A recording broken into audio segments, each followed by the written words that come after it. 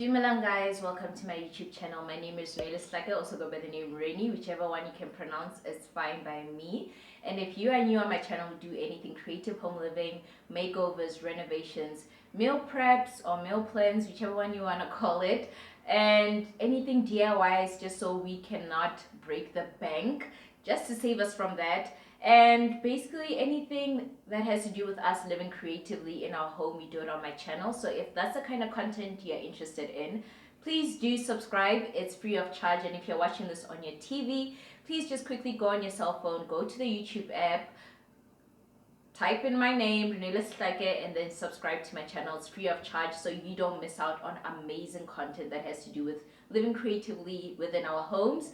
And if you're a returning savvy, you guys have probably been staying tuned with the Heart of the Home series, and you watched the progress and all of that, and you want to know how much does everything cost and what are the tips and tricks that I'm going to share with you guys in this video.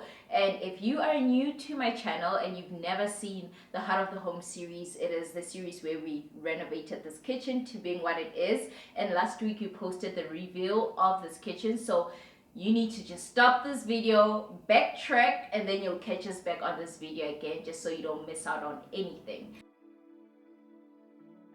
3 years and 8 months ago, I bought my very first house. It was a dream come true. However, this dream needed a few adjustments.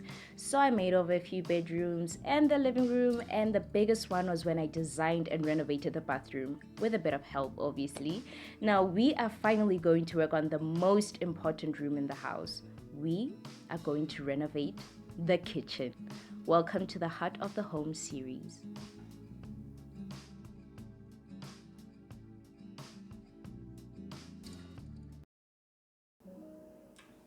I'll say this tea is piping hot, but this is not even tea, it's not even coffee, this is hot chocolate. Rather, I'm not a hot chocolate person, but this is, I'd give it a good 6 out of 10, considering the fact that I don't even like hot chocolate to start with. Comment down below, what's your favorite warm beverage? Mine, it's chamomile tea. I'd like to hear what's yours. But anyways, without further ado, let us get into the first part of this kitchen. So, how did I come about renovating my kitchen? I had been saving money for the past 2-3 years just so I could renovate this kitchen, and I always knew this kitchen would be around 25,000, 30,000. Well, I thought so at the time, so I ensured that I saved enough money. Well, I hoped it was 25,000, so my contingency was an extra 5,000. So I would highly suggest, when you are considering budgeting for your not your video, when you're budgeting for any renovation or any project, do some comparisons. Go and get some quotations and everything. Tell them that you're not committing, you just want some quotes. Let contractors come and review it, or go and look for the materials and everything and see how more or less how much is it gonna cost, and then more or less you would know how much you're gonna spend on that renovation or that project or that makeover rather. And then always add maybe about a 10% contingencies for should anything go wrong. We learned that in my bathroom renovation. I had a leak and everything that turned into a safety hazard for my neighbors because my water was leaking into their electrical, what's that thing? It was running into their electrical, basically, that's what it was. And it was additional money that had to come out to fix it and etc. and all that kind of stuff. So always have contingency money for in case something doesn't work out the way it does. And it's all good. If you don't use it, then you can spend it on decorating or spend it on yourself or spending on something else on the project.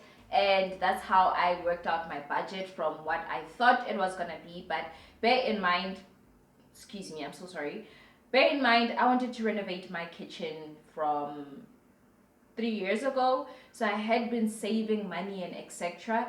And I had been looking at quotes of more or less how much is it gonna be, and my sister had just renovated her kitchen, and I was just going off of what her price was for her kitchen, and I was thinking it's probably gonna be less than that because my kitchen is smaller than hers and all that kind of stuff. But I would say do good by going to look out for materials, getting a contractor to come and coach you, so you know more or less that, okay, fine, I need to save this much, and on top of this much let me have a contingency budget, so in case the price increases from when I'm getting the quote now to when I eventually get the project done, and or should anything go wrong, I should have that much. So for my renovation, I had budgeted around 30,000, but I was strict with staying within the 25,000 budget. Did I stay within that? No. Did I go overboard? Yes, I did. I actually went over 40,000 in this kitchen. Just gonna put it out there. Yes, I am aware that a contractor did quote me about 38,000, but they seemed like they were gonna give me problems because at first we couldn't come to an agreement. They thought that it was their kitchen. They didn't listen to what I wanted. So the contractors that would listen to me and they would get the picture that I got, they ended up charging me at like 48, like 50,000 for the kitchen above. So the ones who were gonna fall at 38,000 or so, they didn't see my vision, and I knew I was gonna run into problems down the line, which leads to the next thing that I'm gonna talk about. How do you go about selecting the people to work with? I always go with one, always check the reviews. If there's any place where you can get a review, get their review. Ask to see pictures of the work that they've done before, and if they are free, like if they're comfortable enough to disclose the people that they've worked with before, you can ask them for their numbers so you can find out from those people. Yes, I do know that some people can be tricky and just give you their friends' numbers or whatever, but also ask to see pictures of the work that they've done before to see that is their handwriting the kind of handwriting you want to write on your project or whatever the case may be. So always go with that. And what I used to go with is out of this may sound risky me putting it out there, but I would say a bit of energy kind of vibe. So whenever they would come in, I would look at your, like, what kind of energy am I receiving from you? And if it is we don't understand each other, or you're giving me the authority vibe where you want to run it however you want to run it, you will never see eye to eye with me, because it's, first of all, it's my project and I want to run it my way and I want things done my way. And I feel your part is to advise me if it's not going to work out and what's the alternative, or rather if come up with solutions or whatever the case may be. I feel like that's the vibe that I was going for. But if you want somebody that's going to take the lead on your project, saying we should do this here, we should do that there, then you can also go for that person. But it depends on the kind of vibe that you are looking for, the kind of person you are looking for. And I always like people who are very understanding, that are good listeners, and they take direction very well. And I realized that with one or two contractors, they didn't take my direction very well. As soon as I started explaining I want this, it was, no, why don't we do this? Why don't we do that? I didn't like that. My thing is, I already pictured my kitchen for so many years. I know what I want it to look like, and I don't want input unless if it's constructive criticism to say, hey, we can't put the stove next to the cabinet because the cabinet will catch heat or whatever.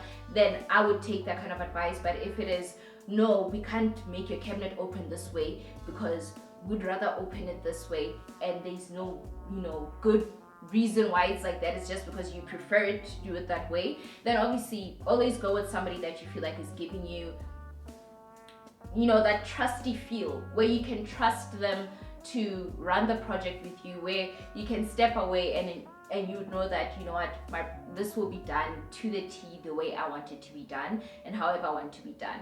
And always have more than one person come give you a quote. Have 4, 5, 10 people if you may, and compare the quotes between each other, and never be shy to negotiate. So when it comes to materials and when it comes to ideas and everything, I always like going with a mood board. Going on Pinterest, I've showed you guys how to do or create your own mood board. I will link that video up here and down below for you guys, where you basically sense out and feel what's your style, what vibe are you going for, what element are you drawn to. And you'll notice it's very easy. Don't be too stressed about it. Just go on Pinterest and say you want to create your own living room. Search living rooms. Don't even search a vibe or modern or mid-century modern or anything like that. Just search living rooms and then just scroll and then save each one. Like, save the ones that you like the most, save them into a board, save them all into a board, and then you'll realize that once you open that board, something will stand out to you that keeps repeating.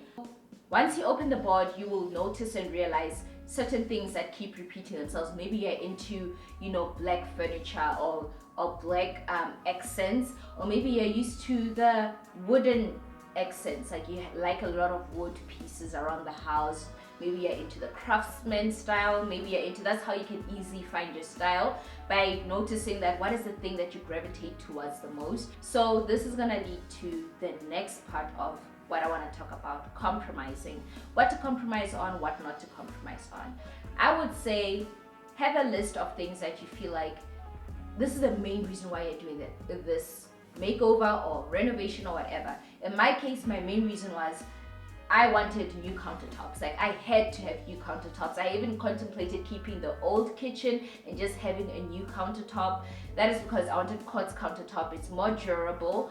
They say it doesn't stain, but my sister told me that over time hers started staining. And they say like it's very durable, more than granite and all that kind of stuff. So I wanted it for its durability. And obviously I do my best to take care of my countertops.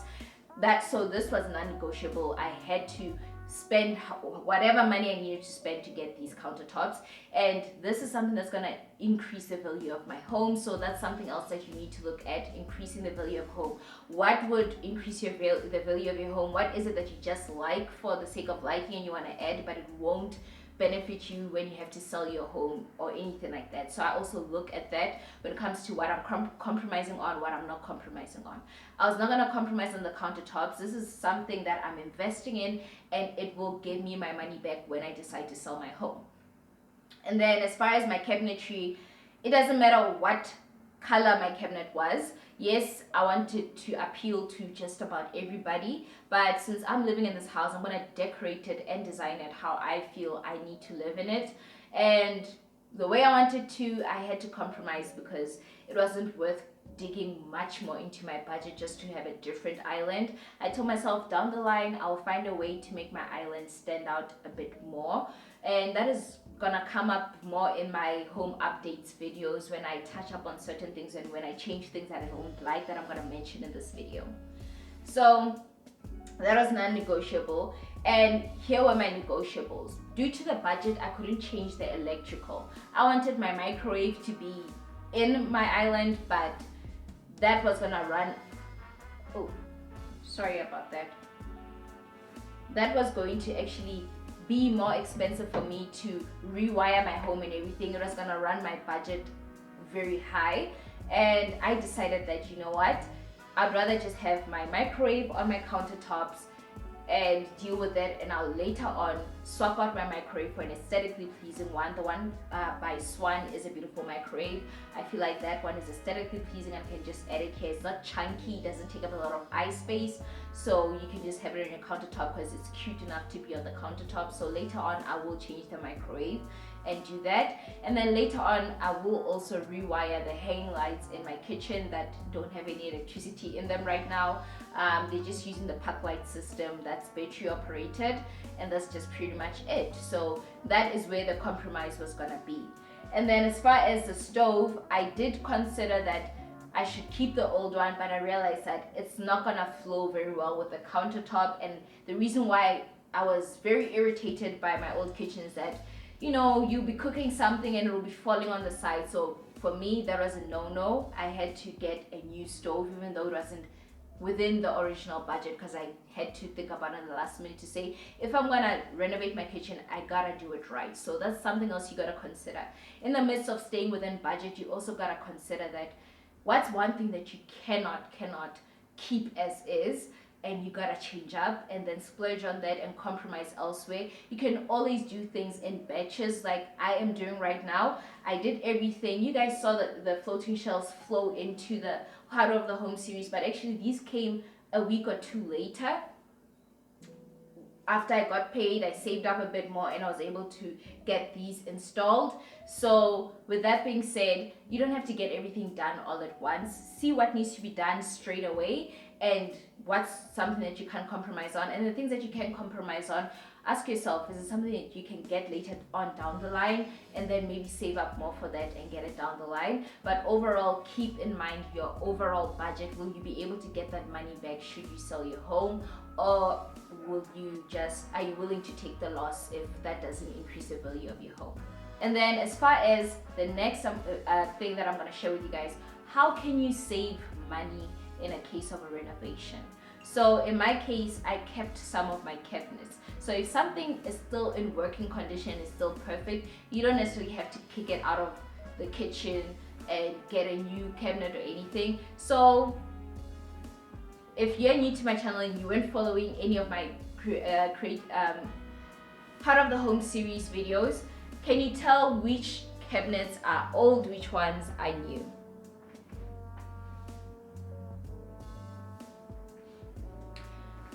So I'll let you know what's old, what's new. Down here, the cabinets below here in this corner, they are old cabinets.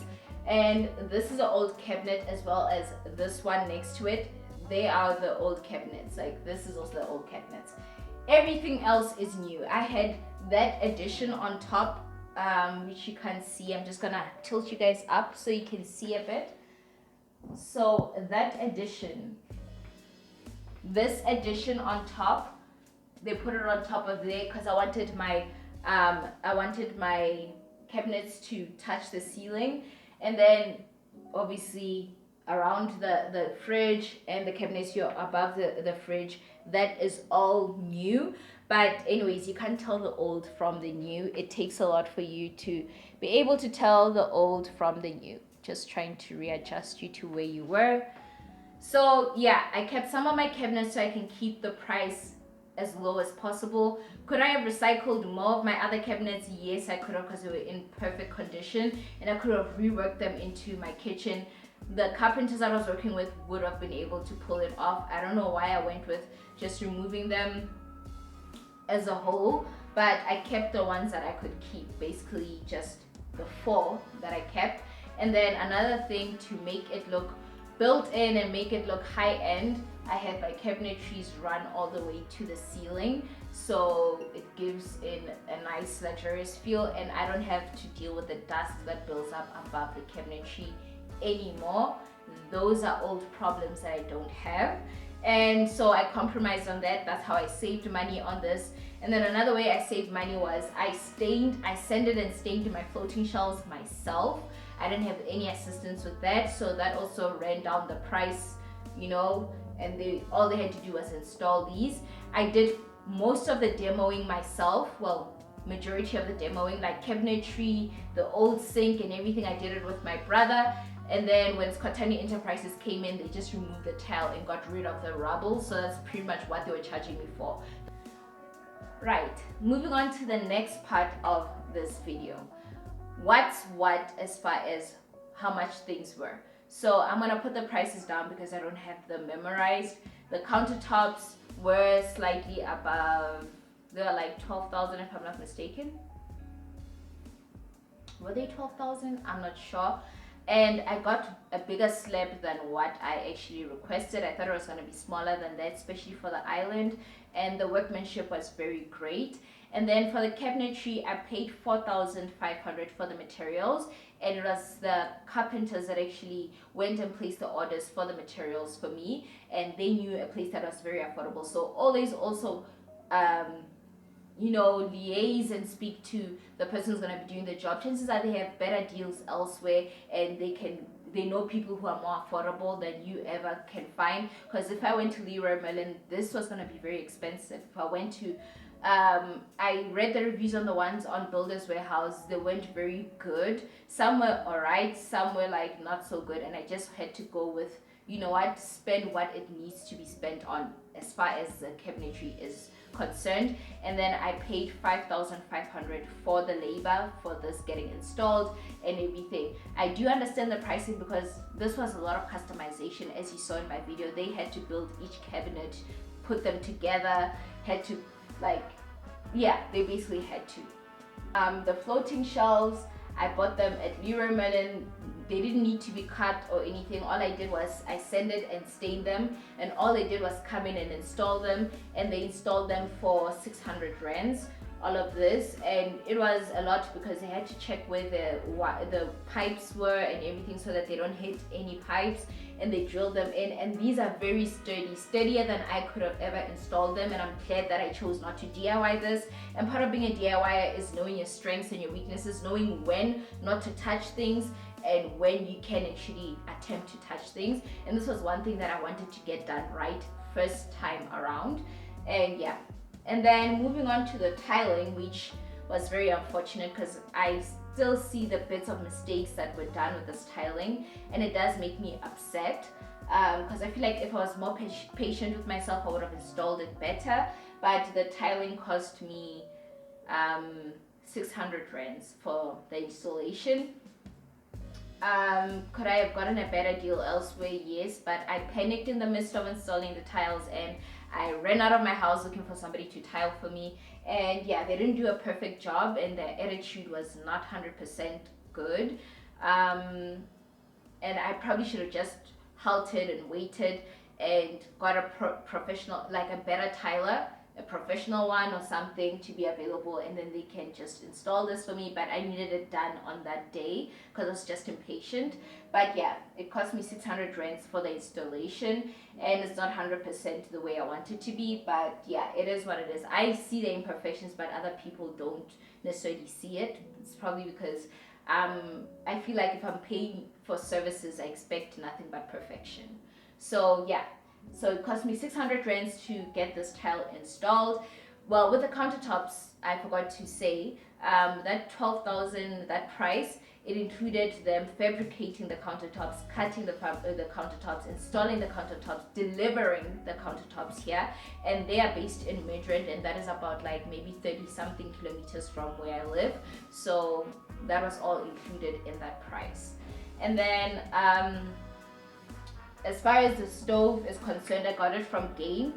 I read the review, I think a few weeks ago, and somebody was like, no, the stove is trash and everything. I panicked a little, but honestly, I've been using the stove for a while and it works just fine for me. I have no issues with it whatsoever.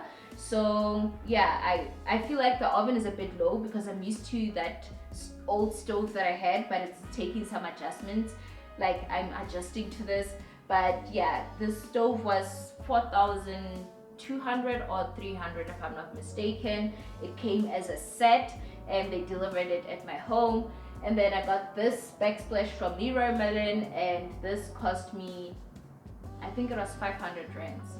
Yes, if I'm not mistaken, 500 rands. And then the handles from Gelma, they were very affordable. I didn't spend over 300 rands for the handles. I got different kinds of handles. I got these for the bottom, like they look like that, and then I got the actual like handles for up here, if you can see. Oh, I forgot to share one thing. Where did I get my contractors? So as far as the carpenters, they were doing my neighbors' wardrobes, and I asked my neighbors, can I get their numbers? Do they do kitchens? They're like, yeah, they actually work for a professional company that, you know, they do kitchens, cabinetries, and etc. So they can also do a kitchen. And I was like, okay, that is perfect. Can I get their numbers? I called them. They came the same week. They looked at everything. They gave me a solid price. And they're like, we know affordable people who have materials that we can get you materials from. All you gotta do is pay them, and then you pay us for the labor. And that worked out just fine. And then how did I find the electrician? I went online and I was like, electricians in Gauteng. I ended up on some website. I forgot the name of the website. And it has electricians, plumbers, and everything.